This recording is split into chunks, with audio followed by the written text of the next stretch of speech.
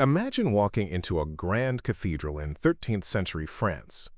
But instead of solemn prayer, the air is filled with the braying of a donkey and wild, drunken laughter. On the high altar, where the sacred mass is usually performed, men in grotesque masks and women's clothing are playing dice and eating greasy sausages. And presiding over all of it is not a bishop, but a lowly subdeacon, elected for one day to be the Pope of Fools. This wasn't a riot. This was an officially sanctioned party called the Feast of Fools. Welcome to 10-Minute History. I'm your host, Jake Sullivan, and today we're diving deep into one of the most shocking and bizarre ritual traditions of the European Middle Ages. For several centuries, this was a real, organized event, a day of misrule, where the world was deliberately turned upside down, right inside the very heart of medieval power, the Church. So how on earth could a seemingly blasphemous festival like this not only exist, but thrive for hundreds of years? To understand that, you first have to understand the rigid world that created it. In the High Middle Ages, the Catholic Church was everything. It structured society, politics, law, and even time itself. And it was built on a steep pyramid of power. At the top you had the upper clergy, the bishops and archbishops. These men were often nobles, living like feudal lords with immense wealth and political influence. Then you had the canons, the privileged priests who ran the day-to-day business of the cathedrals. And then, at the bottom, you had the lower clergy. This was the vast, often impoverished workforce of deacons, choir boys, and most importantly for our story, the subdeacons. The subdeacons were the liturgical middle management. They prepared the sacred vessels for Mass and read the epistle, essential but subordinate work. They were stuck in a frustrating position. They had taken holy orders, committing to a life of celibacy and service, but they lacked the prestige and income of the priests and canons who ruled over them. Day after day, they worked under the watchful and often arrogant eyes of their superiors. This created a powerful sense of unity among them, but also a deep, simmering resentment. The Feast of Fools was their one day a year to get even. It was their chance to mock the very men who controlled their lives. But this idea of turning the world upside down wasn't entirely new. It had echoes of much older, pre-Christian traditions, most famously the Roman festival of Saturnalia. During Saturnalia, a midwinter holiday, social hierarchies were completely inverted. Masters would serve their slaves, and a king of Saturnalia was chosen to preside over the chaos his every absurd command obeyed. The early church officially condemned these pagan practices, but the cultural memory of a winter festival of inversion was incredibly powerful and hard to erase. The Feast of Fools wasn't a direct copy of Saturnalia, but medieval clergy were using a familiar language of role reversal to address the specific tensions of their own world. The timing was also no accident. The feast was part of the 12 Days of Christmas, a festive period from Christmas to Epiphany. This was a time of celebration and relative relaxation. The days right after Christmas were each assigned to a different rank of the lower clergy. December 26th belonged to the deacons. December 28th was for the choir boys, which led to the custom of the boy bishop, where a child would be elected to lead the services for a day. But the main event, the Feast of Fools proper, was held on January 1st, the Feast of the Circumcision, which was the day assigned to the subdeacons. As the lowest and most numerous of the major orders, their festival became the most extreme, the most riotous, and the most infamous of them all. So what exactly happened during this wild celebration? While customs varied from town to town, especially across northern France, where the feast was most popular, a common pattern of ritualized chaos emerges from the historical record. It all started with the election of a lord of Misrule. This mock leader, sometimes called the Pope of Fools or Abbot of Unreason, was chosen from among the subdeacons. The election itself was a parody, sometimes involving rolling dice on the altar. The winner was then dressed in ridiculous versions of a bishop's robes, often backwards or inside out, and given a mock staff of office. For one day, his authority was absolute, and his first act was to lead a chaotic parody of the most sacred Christian ritual, the Mass. The lower clergy would march into the cathedral wearing grotesque masks, animal costumes, or dressed as women. They would dance and sing lewd songs. One of the most famous and symbolic parts of the festival was the prose of the ass. In cathedrals like the one in Beauvais, a donkey, sometimes draped in a golden robe, would be led in a grand procession right up to the high altar. A special hymn was sung in the donkey's honor, praising it for carrying Mary on the flight into Egypt.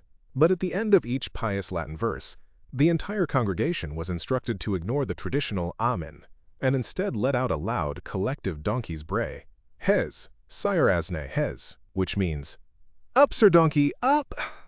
The sacred and the silly were crashing together in the most audacious way possible. The mock service only got more outrageous from there. The censer, which normally burns fragrant incense to symbolize prayers rising to heaven, was instead filled with foul-smelling things. The most commonly cited items were old, stinking shoe leather and sausages. Imagine the sacred space of the cathedral filled with the acrid, disgusting smoke of burning shoes.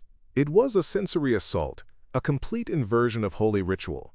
Hymns were sung terribly out of tune or replaced with obscene parodies. The preacher of the day would deliver a sermon filled with nonsense and vulgar jokes, and the holy altar itself was desecrated. The so-called celebrants would eat greasy sausages and drink wine right on top of it. They played dice on its consecrated surface, a direct mockery of the Roman soldiers casting lots for Christ's garments at the crucifixion. And the chaos didn't stop at the cathedral doors. After the mock service, the fools would spill out into the streets, performing satirical plays that mocked local authorities, both religious and secular. They would parade through town, demanding food, wine, and money from the houses of the wealthy, especially the very canons they resented. It was a form of licensed extortion, a ritualized redistribution of wealth from the powerful to the powerless, just for one day. As you can imagine, a festival this provocative couldn't last forever. From the very beginning, church authorities were deeply concerned. As early as the late 12th century, bishops like Odo of Sully in Paris issued decrees trying to ban the masks, the cross-dressing, and the dancing. But for centuries, these prohibitions were almost completely ineffective. The feast was just too popular, not only with the junior clergy but with the ordinary people who loved the spectacle. Many church leaders probably figured it was better to allow one day of licensed chaos than to risk that simmering resentment boiling over into a real rebellion. It was seen as a necessary, quote, safety valve. As one medieval theologian put it, folly is our second nature and must be allowed to vent itself once a year. But by the 15th century, the mood had changed. The church was facing major challenges, including calls for reform, and it became far less tolerant of anything that looked like blasphemy or indiscipline. The turning point came in 1435, when the Council of Basel issued a sweeping decree against the Feast of Fools, ordering it to be utterly abolished under pain of excommunication. 10 years later, in 1445, the Faculty of Theology at the prestigious University of Paris sent a letter to every church leader in France, demanding they enforce the ban. That letter is actually one of our best sources for what happened, because it describes the feast in horrified detail. It reads, in part, "Priests and clerks may be seen wearing masks and monstrous visages. They dance in the choir dressed as women. They sing wanton songs. They eat black puddings at the horn of the altar while the celebrant is saying Mass. They play at dice there. They cense with stinking smoke from the soles of old shoes. They run and leap through the church, without a blush at their own shame." This letter was essentially a death warrant. The official tolerance was over. Even then, the feast didn't disappear overnight. It was slowly driven out of the churches and taken up by secular groups. Then, the Protestant Reformation in the 16th century was the final nail in the coffin. Protestants were horrified by what they saw as Catholic superstition, and the Feast of Fools was a perfect example. In response, the Catholic Counter-Reformation imposed a new, much stricter standard of discipline and decorum, leaving absolutely no room for organized chaos. By the end of the 16th century, the Feast of Fools was extinct. So why do we still talk about it today?